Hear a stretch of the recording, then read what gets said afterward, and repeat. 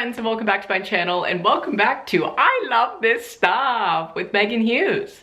I'm Meghan Hughes, and today I'm going to be sharing with you all of the things that I've been loving this month. Specifically, let's just go ahead and dive right into the bathroom goodies.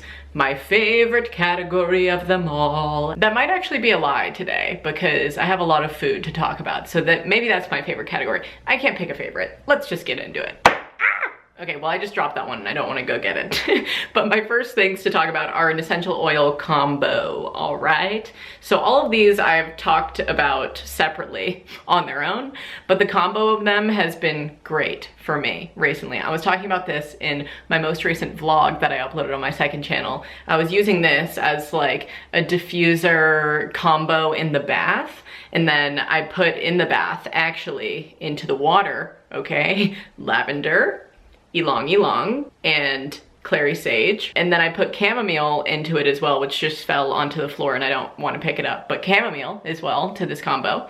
And then in my diffuser, not in the water, I put peppermint oil because I don't like to sit in peppermint oil. It's not very good for your tender areas, your more sensitive bits, you know? It's a little bit of a harsher oil, so I diffused it instead, and the combo of all of these together was not only relaxing and amazing on my period, because clary sage is great for the menstrual cycle, great for cramps, great for all of it, and then the other scents just really complement them well. But the peppermint and the diffuser, the combo of them all smelled like the medicine in my brother's nebulizer, because he had asthma and, well, has asthma still, but when we were growing up, my mom would, like, you know, if we got sick, we would use Colton's nebulizer. And all of those just like smells like the medicine that's in it. But I don't know why, it was just very reminiscent for me, and I loved the scent of it, and it was just relaxing and great. So I wanted to talk about those today. I now have essential oils all over my hands. Wow, lovely. Love a good perfume moment. Okay.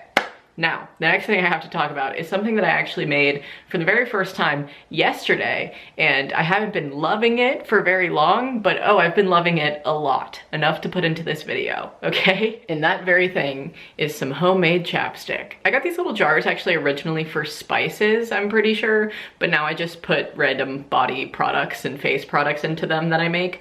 But the only ingredients that you need for this very easy lip balm that you literally just make, I shared this on my Instagram story, but you just put it over a double boiler on your stove and just whisk all of it together and then just put it into this. Like, no cheesecloth, no excessive straining and, you know, plant matter going into it and getting all messy. All you need is sunflower oil, coconut oil, peppermint oil, like essential oil, and beeswax pellets, and that's it. You can add just all of that together, whisk it all, put it into this here thing, and oh boy, has this been wonderful. It's been very moisturizing for me and just like makes my lips so soft. And like I said, I only made this yesterday and I've been just putting it on excessively, like excessive amounts of the chapstick, just because I can't even imagine how I could use anything else now. And like, this is so easy. I had all of the ingredients already in my house, you know? Oh, God bless products like this. Oh, and I put in the fifth ingredient, which is optional, but a teaspoon of honey. I'll put all of the measurements for all these things right here, so if you would like to make it, you can. Somebody actually commented this. I got the recipe from a comment on one of my like body product videos, like DIY, making your own stuff and talking about plants and oils and all of the medicinal things. But please let me know in the comments down below if you would like to see a video of me making some stuff like that, whether it be homemade shampoos or the chapstick or like soaps and things like that, body wash, who knows. I love to make little goodies like that because it just makes it so much more fun to enjoy as a product because you made it, you know? Anyways, I just think this is going to last me for so long. Like, look how much chapstick is in here. I doubled the recipe of the measurements that I put on the screen. Anyways, my last bathroom product is something that I've been searching for a very long time. A sustainable loofah, a plastic-free loofah.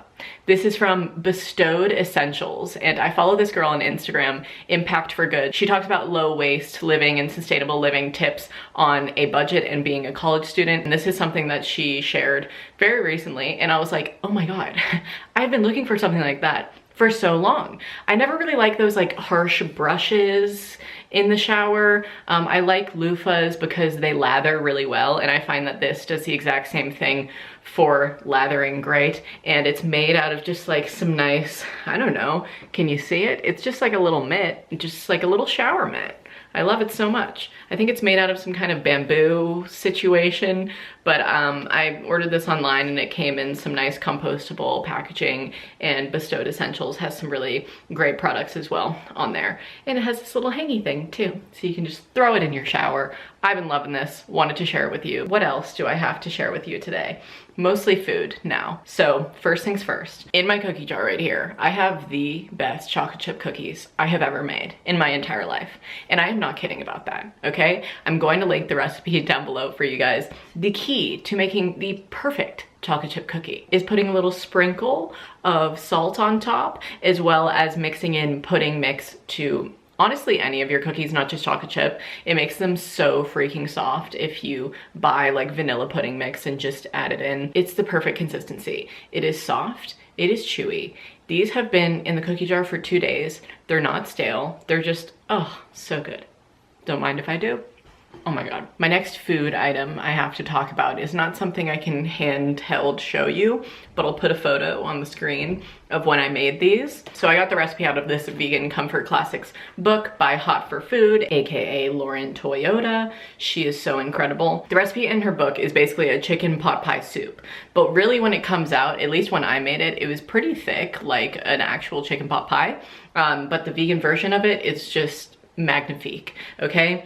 For my meatless chicken, I used the spicy corn patties that I featured in my last I Love This Stuff, I believe. I talk about them a lot, I eat them a lot, I put them in my What I Eat in a Day video. I rave about those shits, okay? But yeah, I used 2 cups of that in this recipe, but I'm just going to put a screenshot of this recipe onto the screen over here for you guys if you want to make it.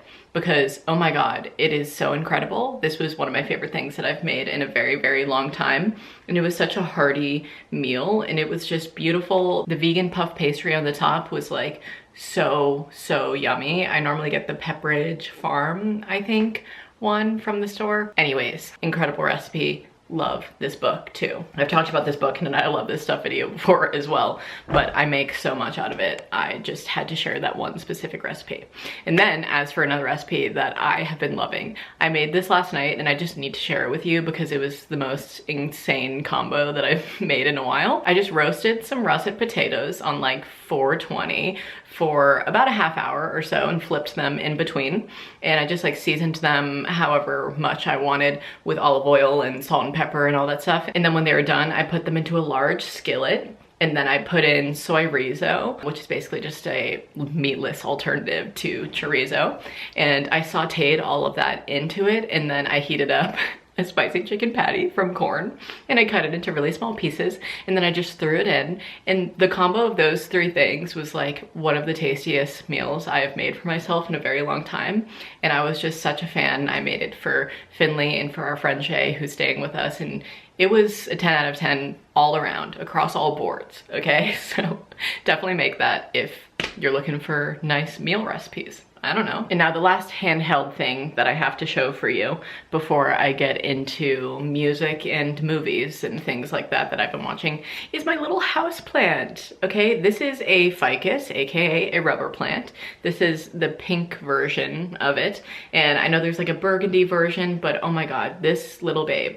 I found this at the Gardener's Choice in Tigard the other day, where one of my subscribers works, Katie, and I went to go visit her. And I picked out that rubber plant because I heard from many different sources that they're pretty easy to keep alive. Like pretty low maintenance plants can get some low light and be pretty fine. And I also originally went because I was looking for a really big plant to put in the corner of our bedroom over here, which I finally found. I'll put in a clip right now of the plants that I got while I'm talking about them. But I got this beautiful Swiss cheese plant, or monstera, and it is just so nice in this space. I did a couple of polls on Twitter and Instagram to see which plant, either that or my philodendron plant, I should put there, and I decided on putting the monstera are there because it just looks so nice in the space. And I moved the philodendron plant downstairs to our like breakfast nook kind of area, and it just looks so good in that room as well. And I'm just obsessed with my new plant children. I'm just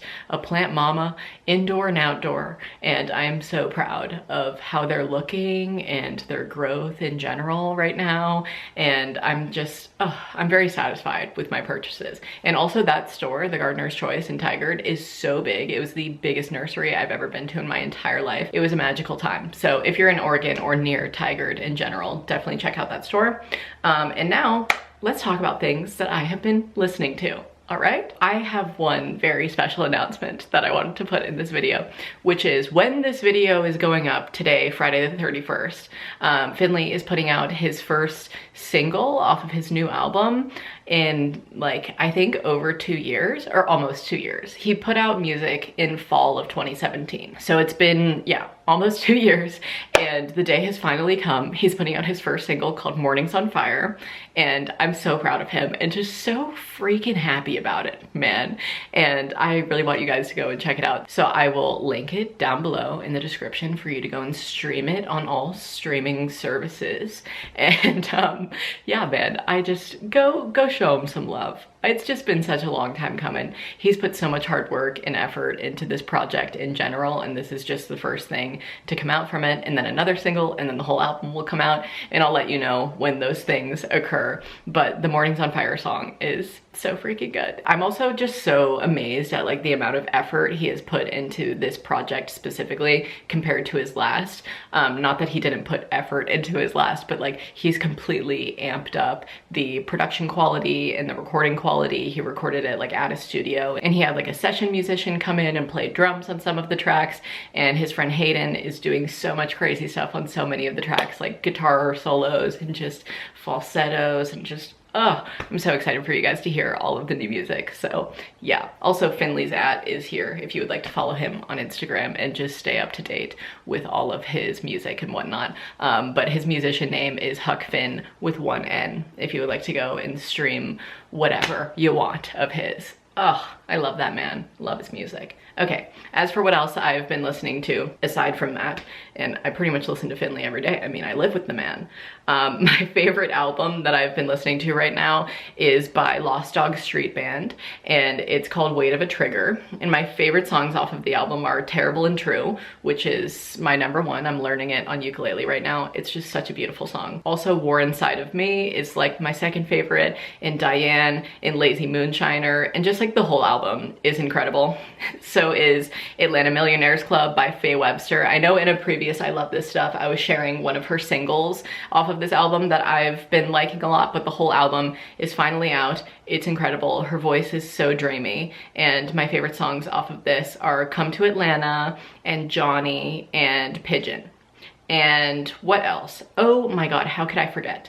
Fever, the album by Megan Thee Stallion. She is so good. Oh my God, I haven't loved a female rapper in so long. Like I used to be obsessed with Nicki Minaj way back in the day, like in 7th grade. But now I have a newfound love for Megan Thee Stallion. She's super talented, super raunchy, super funny, and I just love her like confidence in her songs. I was playing her on a podcast episode that I did recently on feminism, where I played only female rappers in the whole episode, and she was featured in it. And since that episode, she's released this album, Fever, and my favorite songs off of it are Simon Says, because Juicy J, I mean, he's featured on it. It's an incredible song to shake your booty to. I also love Sex Talk. I love her Running Up freestyle, because you can watch that on YouTube.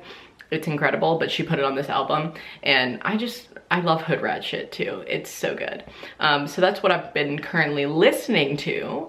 And as for what I've been watching, I started watching the show Letterkenny, courtesy of many recommendations, because I tell people that I love Trailer Park Boys, and then they're like, well, have you seen Letterkenny? And it's on Hulu, and it's so good and so funny and really like fast paced and also very raunchy. The jokes are just, oh, they're really good, man. And if you love just like fast-paced comedy shows and just like quirky, weird comedy, I guess, then check it the heck out because it's fucking funny. There's basically like different groups of people in the show. I won't explain it too much, but just watching them all interact is a lot and it's amazing. And then I also watched a movie recently, Finley and I did, called Leave No Trace, which is available for free on Amazon Prime, which was news to me and a pleasant surprise. And it's basically about a father and a son who live like off the grid in the woods, and it was filmed in Forest Park, which is where I shot very recently and have been to many times in Portland with my friends. And it's a beautiful park, but they were like filming in there and living in there. And I won't like spoil the plot of it, but it was just such a wonderful story about how if you live off the grid, you really need social interaction as a balance for that as well. Like you can't just be completely immersed in solitude because you could just go crazy. And especially when you're like raising a family in that kind of an environment, like very close to nature and stuff, you still need to keep them very close to a social group so that they can learn things and figure out how to go about the world. So it was just such an example of that to me, and also an example of just like not being able to save anybody from their own mind, you know?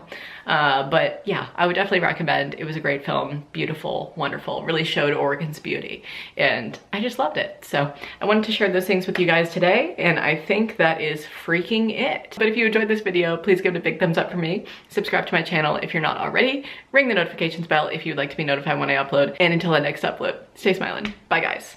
And go stream Mornings on Fire on Spotify or Apple or wherever you listen to music. Okay, bye.